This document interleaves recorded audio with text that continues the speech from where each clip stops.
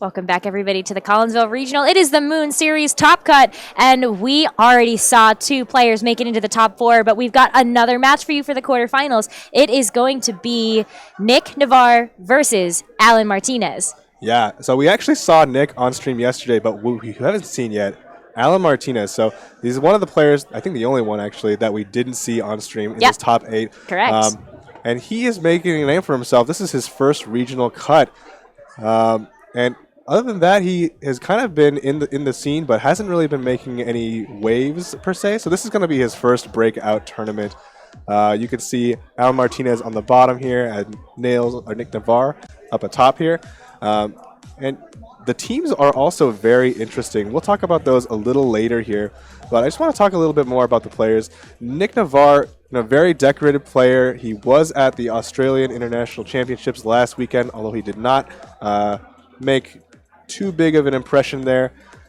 Still running with that classic Groudon Venusaur combination here, and you can see some of his achievements in the past. He did make a name for himself in the Moon Series already by winning Dallas Regionals. So this is a pretty similar team to what he used to take that regional. So I wouldn't be surprised if Allan, to prepare for that, kind of researched Dallas as well as the current tournament. We do see that he also placed pretty well in the 2017 year as well, with the top 4 in the North American International Championship, a day 2 invite. The way those work is you just have to accumulate a lot of CP and be in the top 8 standings. So he definitely went to a lot of events, definitely placed well at a lot of events, and very well-known player amongst the community here, and hope we see him do well as well.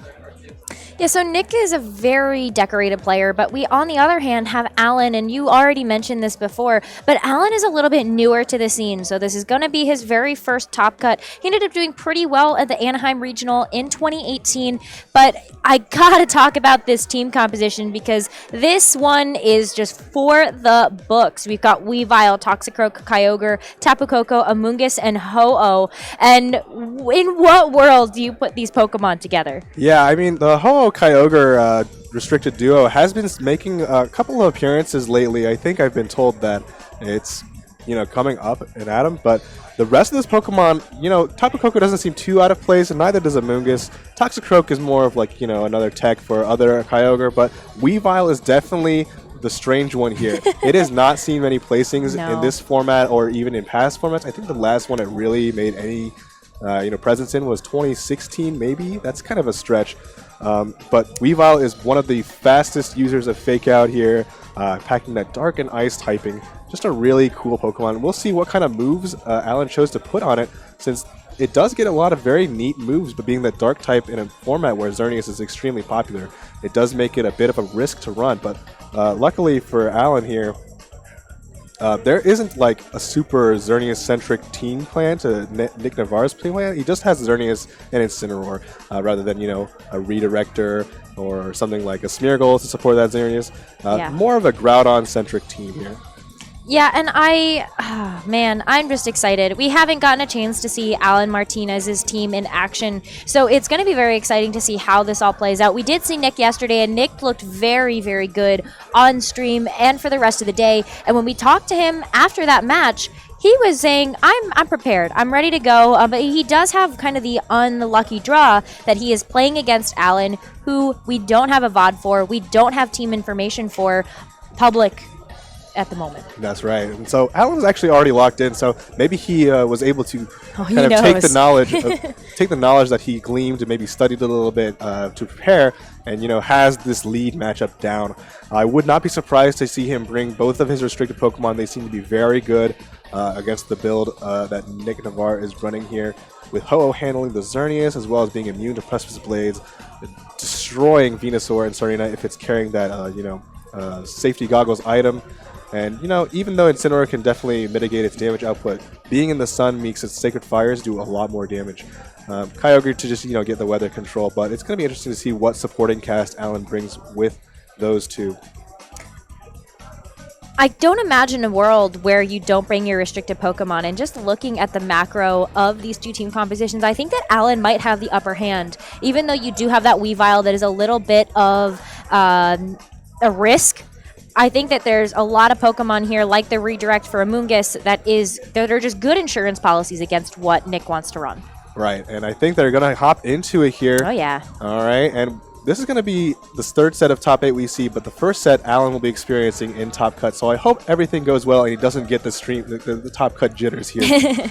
No, we're not going to see that. We're actually going to be seeing leads now coming out from both Nick and Allan as they start getting into this very first game of their series. Allan's going to be starting out with Weavile and Tapu Koko, so we're going to get to see what those interesting mons are going to do. And Nick starting out the way that he started out a lot of his games yesterday, which is with that Venusaur Groudon combination, which is going to be super powerful with that Chlorophyll attached. Yeah, so if you're Allan right here, you do have Fake Out Pressure on board, which is great for threatening the Venusaur at least for this turn, but Tapu Koko not looking to be in a great spot. Doesn't like facing down either of these two Pokemon too much, since Venusaur can definitely just take it out with Sludge Bomb, and Groudon, being immune to electric moves always hurts, and hitting you back with the super effective Precipice Blade. So maybe going to have to do some repositioning here using either Volt Switch or U-Turn, or maybe even just switching out in general. And Nick's going to have to wait a turn to maybe do anything with Venusaur or Groudon, but Groudon could have the opportunity to just fire off an attack right here, right now, get some early damage on the game, and make it a little easier down the road for Nick to clean up game 1. Precipice Blades, too, isn't going to do a whole lot here, so I kind of wonder whether or not that Groudon's going to stick around. But these players absolutely taking their time to see whether or not, the first turn matters so much. So, yeah, Groudon's not going to stick around. Groudon's actually going to get switched out for this Sarina that we saw Nick using yesterday, and that Sludge Bomb going onto the Tapu Koko is a one-hit knockout. Wow, so no fake out from Allan either, so probably predicting Sarina coming. Here's the Icicle Crash. It's a very strong Ice-type attack. Gonna target that Venusaur, but Venusaur here gonna survive with the Focus Sash. Wow. It commonly carries, so board position hasn't really changed too much, but it does allow Allan a switch to change the weather in his favor in Kyogre. So this is going to let him get a bit more momentum back in his favor. It's going to have to force Nick to throw in the Groudon once again to change the weather if he wants it back. And having two grass types in against an ice type is not really something you want to do. As well as that, Groudon being just pure ground right now is not great for switching into those ice moves. So ice really proving its worth as an offensive type here, even though as defensively weak as it is, Weavile is a strong Pokemon here, and without bringing in Incineroar, which we haven't seen yet, if Nick has chosen to leave it on the bench, he's in some trouble since Weavile is just going to start attacking with the Icicle Crash and do some major damage. I don't even know if you need Icicle Crash at this point, because you see that Nick's Venusaur is so low already that it is just going to get knocked over by any slight blow of the wind. I don't know whether or not Kyogre maybe will go for some sort of Water Spout. I think we saw yesterday, we actually don't know what item is attached to this Kyogre, but commonly you do see Choice Scarf attached to it, which means it'll go really quickly. Yeah, there's there it the is. Water Spout moving before Weavile, getting a lot of damage onto the Serena, putting it within range of Icicle Crash, and just knocking out Venusaur. So no more Chlorophyll and Sleep Powder. Icicle Crash going to connect. It is a little inaccurate, but connecting here doesn't make a difference. Serena is also going to go down, and Nail's going to take a double knockout that turn, but at least get his weather back in. I don't know how much that trade really mattered, as Weavile's still kicking at full health here. And those Pokemon like Weavile, the frail attackers that are fast, they usually carry that Focus Sash, so I wouldn't be surprised to see it come into play here in a couple turns. It's going to be that Talonflame in the last slot, so didn't opt to bring Xerneas this game. I wonder how that decision will affect the outcome here. But Sun is going to come back up, and that's great for both Groudon and Talonflame. Yeah, that's going to be pretty good, but Allan still has the ability to switch out the Kyogre and then get the weather back in his favor for the rest of the match. But, you've got a lot of firepower now on Nick's side of the board, and so I wonder whether or not he's going to utilize that here. We haven't seen what Pokemon on Nick's side is actually carrying Z Crystal, so I only have to imagine that it's that Talonflame, because what else in his party would actually carry that? Right, I think Talonflame, it's one of the only Pokemon with priority attacking moves that aren't, the normal 40 base power, quick attack, but it actually gives priority to all of its flying moves. So it is the only Pokemon in the game right now that has a priority Z move off of maybe Brave Bird or something like that. Kyogre is going to go out and maybe get the weather back in later, like you said. This is going to be the Ho-Oh, and look at those pretty colors. Oh, yeah, that's Super a shiny Ho-Oh. I love it. It's in a great spot now because, facing down Talonflame and Groudon, Not the greatest positioning, but at least being immune to Precipice Blades makes it a lot more viable here. As Tailwind from Talonflame going to come up as Ice and Crash, going into that Talonflame, perfectly reading that Protect there, and this is going to be a lot of damage. Yeah, if it wasn't, I mean, it's not going to be a knockout, but it is going to be enough to put Talonflame in a very vulnerable position here. And Nick is just looking like he's going to have to get some really, really good attacks from that Groudon or that Talonflame in order to be able to turn this game around, because Allan's in full control at this point. Yeah, Weavile's done so much here and hasn't taken a single hit point of damage. It's definitely in the driver's seat, despite not being restricted or, one of those common attackers we see like Stack Attacka or Venusaur even. But, it's definitely throwing out a lot of damage, and Nick is not really doing a whole lot to mitigate it. So Weavile here might just take the game for Allan, game 1, and move on to game 2. And I think Nick is just going to have to figure out a better way to handle that Weavile. You would think that Nick would have the ability to deal with it, and we're actually going to see that ability here. Talonflame going for a Flare Blitz into the Weavile to try to get that damage off the board, but it hangs on because of a Focus Sash, and that might... Ooh, so close. That Talonflame's going to hang on too. Oh, but Stone Edge from Groudon just going to take the ball out straight. Yeah, very rare to see Groudon packing Stone Edge. But on this comp that seems pretty weak to Ho, it definitely makes sense. And the Life Orb recoil is also going to show as Ice and Crash just going to take out the Talonflame. So, a good trade turn for both players. I think it's definitely still doable for Nick. But, with Kyogre coming back in at full health with Rain Up, it's looking pretty dim for Nails here, especially since the sun is going away with that Drizzle ability. And so that just means that Groudon's not going to have that firepower that you would get with Sunny Day up. But I don't even know if Groudon is actually packing enough of a punch to be able to deal with a Kyogre. You just don't have any moves on it to be able to, to have a super effective one-hit knockout chance. Yeah, I think Kyogre here will have to go for something that's not Water Spout. It will probably take some damage from Precipice Blade before getting an attack off. So, Origin Pulse or Scald might definitely be a good choice here. But if he's not packing any other water moves, then actually Allan might be the one in trouble here. So we'll just have to see if he packs a water move that's not Water Spout. It definitely looks like we definitely confirmed earlier that it is the Scarf variant. So it probably isn't enough to outspeed Groudon in Tailwind. So maybe Nick will have to rely on, dodging an Origin Pulse if that's the water move of choice. But if it's Scald, this game is over. We're about to find out, and I think that this is good that Nick is hanging on as much as he is, because this is his best chance at getting, information. But holy cow, was that a lot of damage onto that Kyogre. And the Origin Pulse, just going to clean up this game.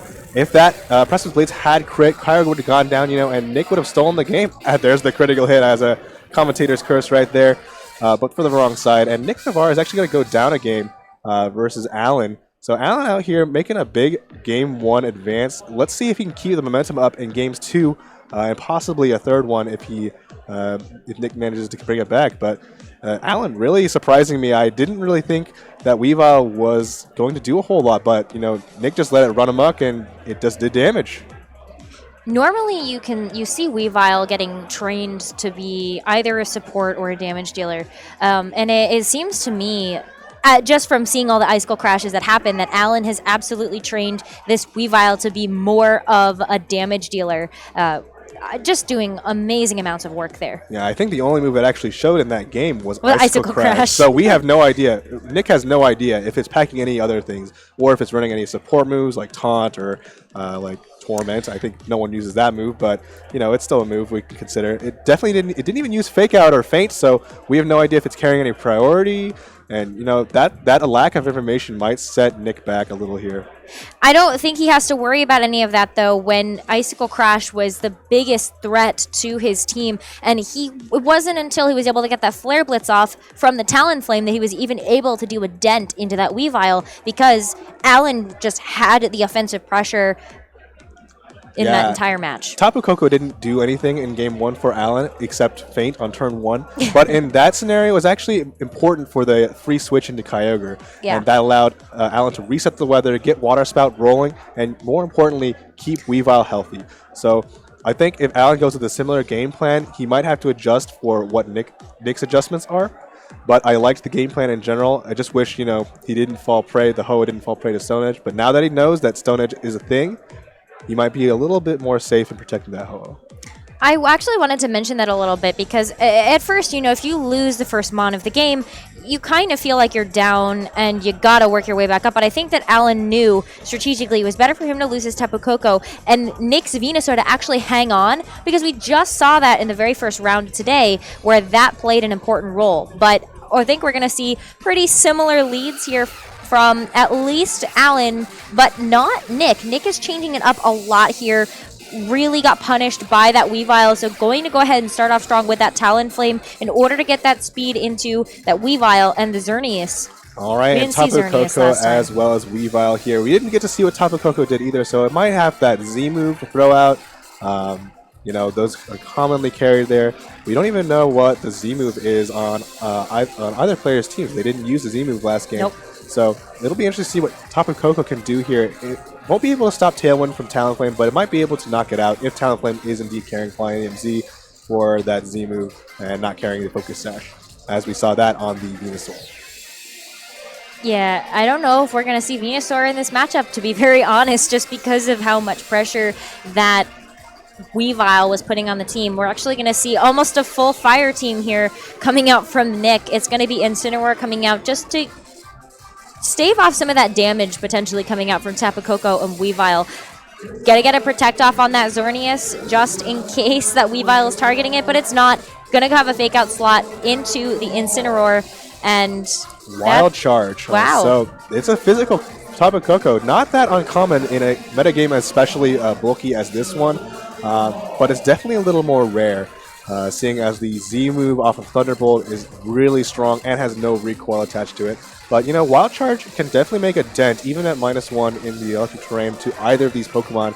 Likely more able to do damage to the Xerneas even after a boost, since it will only boost special defense. Weavile, on the other hand, revealing Fake Out, but not revealing anything else. Just going to switch to reset that attack boost, or attack drop, as Ho-Oh comes in. Great switch here.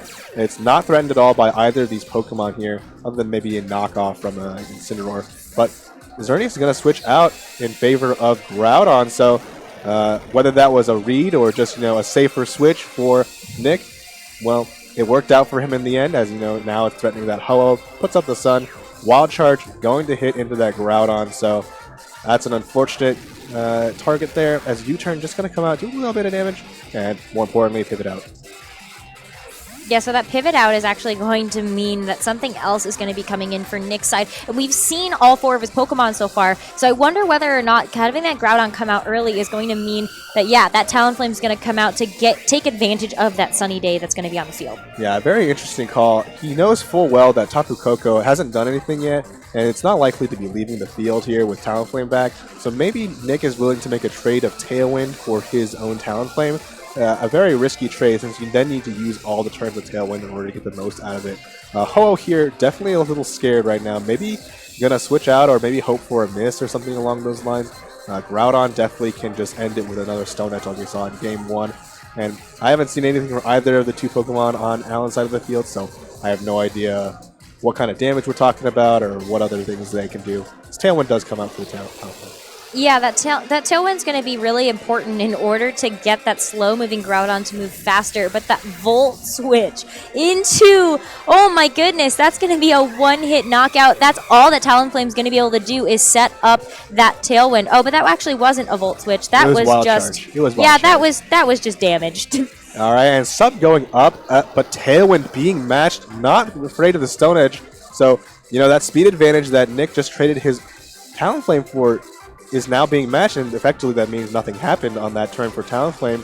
Now Xerneas has to come back in.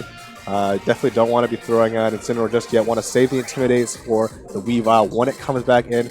But being behind a Substitute is very nice. It does allow Groudon a couple of miss opportunities, since its moves are not particularly accurate. And it's a set that's picking up a lot of traction lately with Substitute. Protecting yourself from big damage dealers like Xerneas, Lunala, maybe sucking up a Z move here and there would be nice too. So Groudon is looking in a pretty good position, though it might have to hit some of its moves in order to make the most of it. Well, it's not going to find its mark onto the Ho-Oh because that's going to switch out in favor of the Weavile. Weavile hoping to do more damage and be that MVP like it was last time. Another wild charge coming out from the Tapu Koko into the Xerneas is going to do a decent amount, but that's a Geomancy here. Nick is going to start getting some of that damage online with that boosted Zern. Yeah, so now it's going to come down for Allan anyway. He needs to keep Ho-Oh away from the Groudon or maybe dodge a couple of attacks, excuse me.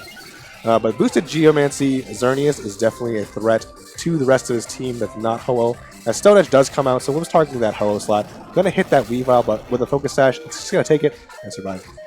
It is going to take and survive, but it's in a precarious situation because we're seeing the kind of a similar pattern to what we saw last game with that Venusaur getting brought down to 1 health from that Focus Sash as well.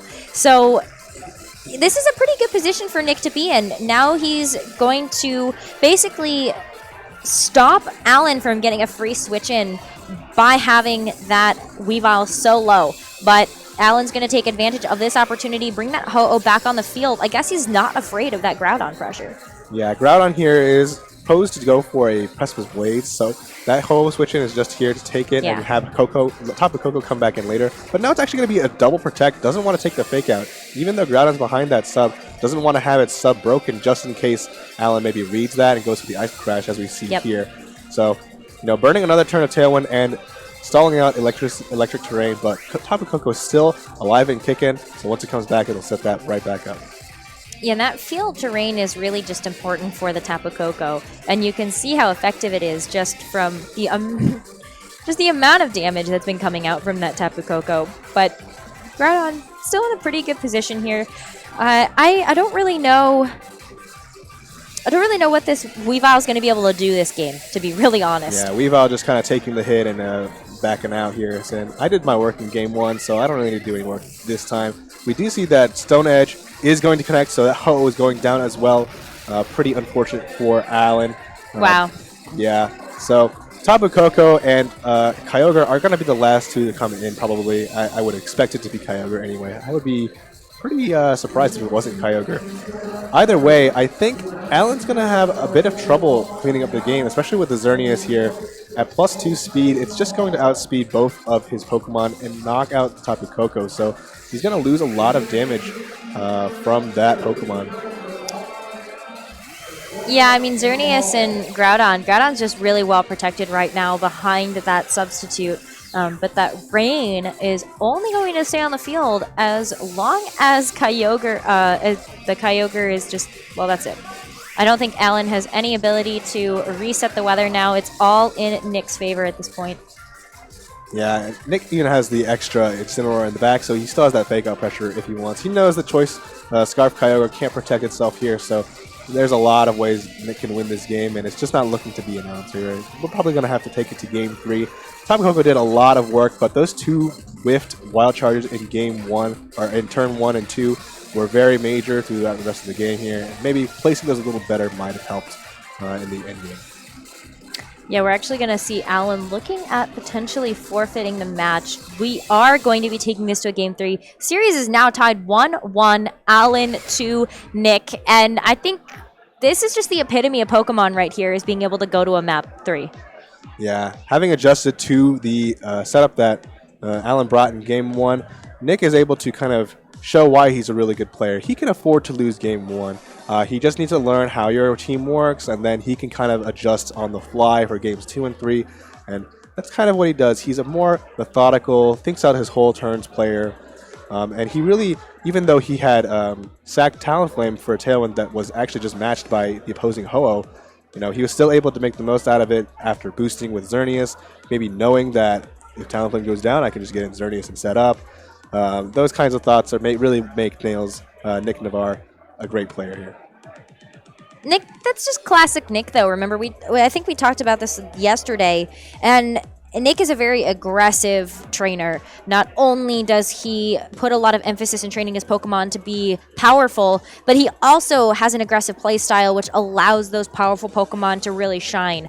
So we haven't seen so much from Allan to be able to talk about that kind of play style and how that's going to match. But I think that right now these players are pretty even. I think that Allan brought a very interesting team that a lot of the players in Top Cut are going to have a little bit of a more difficult time adjusting to. But I think Nick is starting to figure that out. Yeah, and I think it might also be some of his experience as well. Allan is pretty new, and this is his first cut as well. So Nick, having seen multiple cuts with the same team, kind of is very experienced with the team he's piloting here. Very experienced from maybe past tournament experiences as well, how to handle a Game 1 loss and move on to take Games 2 and 3. Allan here is already locked in as Nick, going down to time to think about whether he wants to stick with the game plan for Game 2 or maybe, adjust slightly for the Tapu Koko or things like that. We saw that they both have Tailwind available to them through their birds, their flying types. So if Allan can get Tailwind and the speed advantage up before Nick, he could maybe put up enough pressure on Nick to take the game. But we'll have to see how they do that in this final Game 3 of Top 8. Yeah, something tells me that Allan's probably going to bring the same 4 Pokemon. Going to start things out just a little bit differently, though. That Kyogre coming out first with the Weavile that we saw earlier. And Nick starting out with the similar leads as last game. You've got Talonflame and Xerneas up. All right, this is a very interesting change. Because knowing that it is a Choice Scarf Kyogre, putting it in front of possibly Groudon means that your weather would be overwritten by the opposing weather. But right now it is in a pretty decent position. Nick will have to switch to Groudon and let it take a Water Spout for free. And even in Sun, it's going to do a lot of damage. But this Fake Out from Weavile will be really important to see who it targets down. Both targets can provide a lot of pressure on Nick's side. So, Allan will have to decide which one is more pressuring to his team and to his game plan and have that Fake Out land there. I kind of wonder whether or not we're going to see a switch out from Nick, because maybe you just sacrifice your Talonflame because you don't want your Groudon to take that much damage if you are going to see a Choice Scarfed Water Spout coming out from this Kyogre. But both of these players taking their time, trying to figure out what the best option is going to be, and that Talonflame really isn't going to stick around. It is going to be that Incineroar this time actually coming out, and that might be able to take a Water Spout okay. Yeah, and I expect Xerneas to also come out as well with that aggressive switch. You wouldn't normally switch in Incineroar to let it go down, but no, there's no switch, so, Incineroar hasn't really done anything this set, and Origin Pulse actually going to come out. Oh, into Very the Xerneas. Interesting.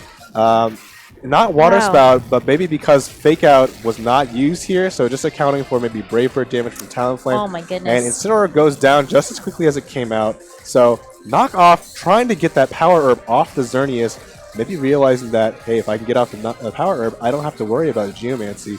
Or maybe even better, he can lock himself into Geomancy for the manual charge. Well, Weavile now, we actually have a lot of information about Allan's Weavile. So we saw Icicle Crash, and that was all that we saw for Game 1. And he withheld that information about Fake Out and Knockoff for Games 2 and 3. So I like how Allan's not showing his whole hand of what he has. I think that's just really smart. Yeah, now with the knockoff pressure, Xerneas is not super comfortable sticking around. Double attacking with both Xerneas and Talonflame is, a viable option, but no, I think we're not going to he's see going that to at all. Preserve the Power Herb on Xerneas. Doesn't want it to get knocked off. Gonna bring in that Drought to reset the rain, but having locked into Origin Pulse is really nice for Allan, even if he gets damaged by the Talonflame. But Talonflame is just gonna set up Tailwind here. Gonna get that speed advantage, and Origin Pulse is gonna land. Oh, in the gonna sun. Be so much damage. It's gonna be a lot of damage, but I don't think it'll be enough to KO either Pokemon here, as it does not.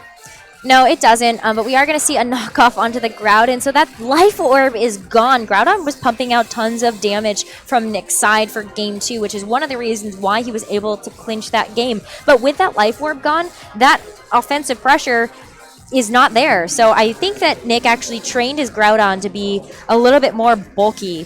So if you have that Life Orb on there, you really don't need to train it in that special or in that attack stat. But, what do you do here? I think if you're Nick, you are caught between a rock and a hard place.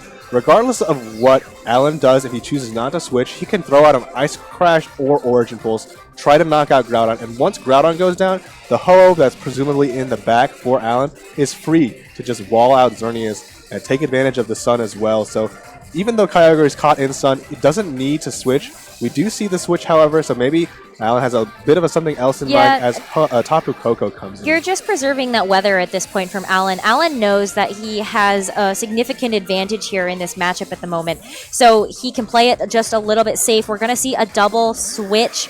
So now you've got Tapu Koko and Ho-Oh, the same 4 Pokemon that Allan has relied on for this entire series. We see all 4 of them again for this one. Nick preserving the Groudon as well, going for a Protect, and Talonflame.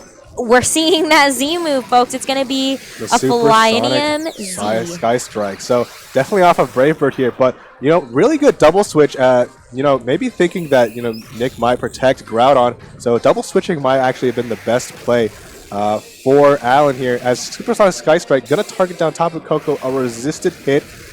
Still gonna do a lot of damage, a bit over half. But now that he has 2 Pokemon that aren't super threatened by Talonflame, I'm not even sure if Brave Bird from Talonflame can knock out Tapu Koko. Allan still has that pressure offensively, even in Tailwind, to kind of take care of the tools on Nick's side. They've been significantly weakened, and maybe he's just waiting for Tailwind to, fall off, get his Scarf Kyogre in, and just throw down the water. Well, Kyogre does have that type advantage against the rest of Nick's Pokemon. You do have the Talonflame and the Groudon that are both weak to that Kyogre, whatever that's going to be. If it's going to be the Origin Pulse that we've seen, or the Water Spout, that's kind of the only moves that we know are on this Kyogre so far for Allan. All right, and Ho-Oh just going to double back, doesn't want to take Stone Edge, and knows that if he can knock out the Groudon before Xerneas comes in, he can just wall the Xerneas.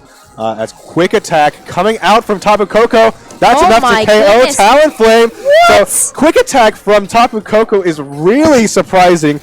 No Tapu Koko that I know of has seen quick attack usage. Stone Edge. That Stone Edge is going to bring that Weavile down to the Focus Sash. That Focus Sash is going to be used. But this is the last ditch effort from Nick now. This is the last 2 Pokemon that he has. That Xerneas is still going to be full HP, but tell me more about that Quick Attack from that Tapu Koko. Yeah, that was super smart. So Talonflame did not have any priority because of its Gale Wings being broken. So Tapu Koko using that Quick Attack to seal up a KO on the pretty frail Talonflame means that, now you're down to those last 2. No more Tailwind possibilities. So all Allan has to do is wait out this last turn of Tailwind, get in his Kyogre, and, fire off some strong Water Spouts. And right now, I highly doubt that Allan can lose this game as long as he fakes out Xerneas with the Weavile here. Quick Attack doing a lot of work for something that, isn't known for using physical attacks too much.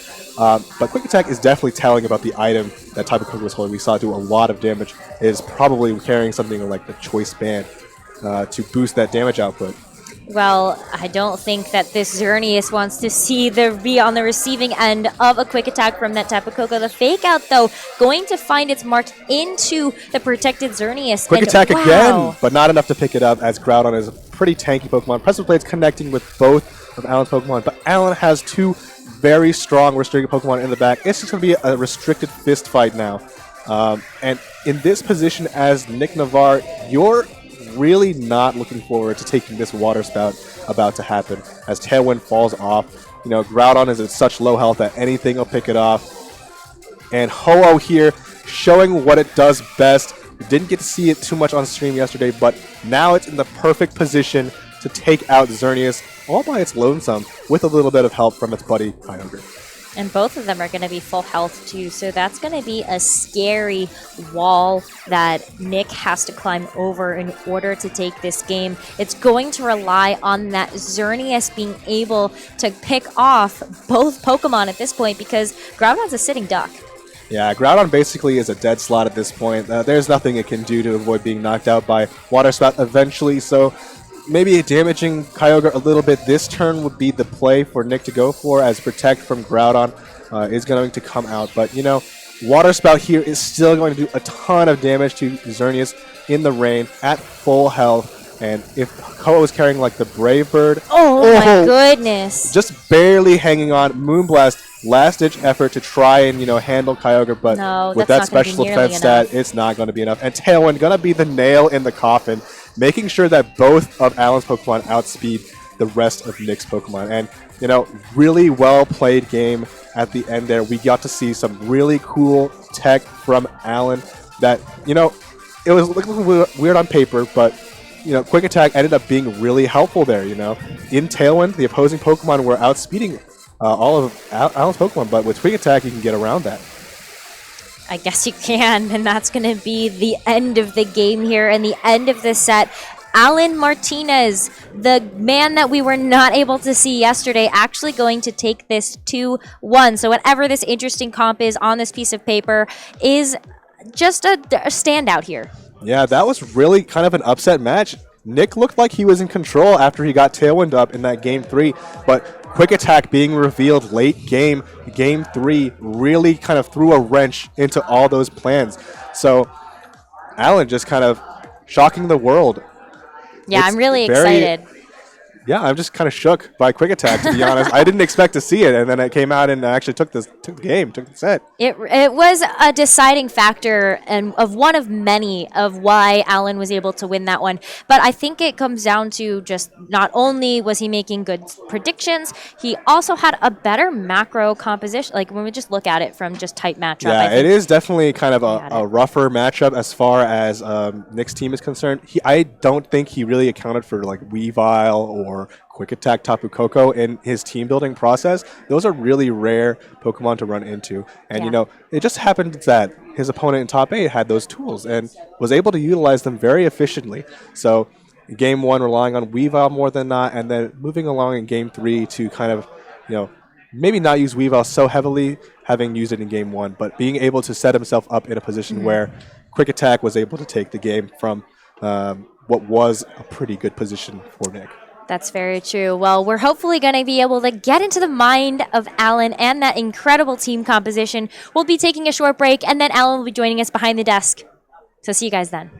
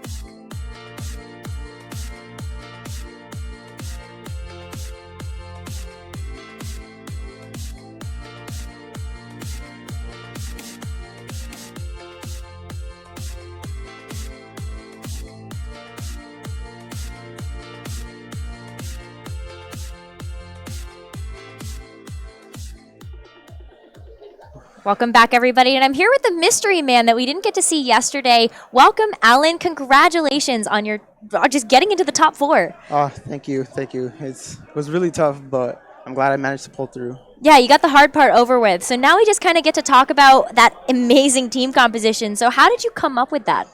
So initially I had Kyogre Xerneas court, and then I realized that I was relying more on Kyogre to get my KOs. So I decided to put in Ho-Oh instead of Xerneas to deal with the Groudon matchup.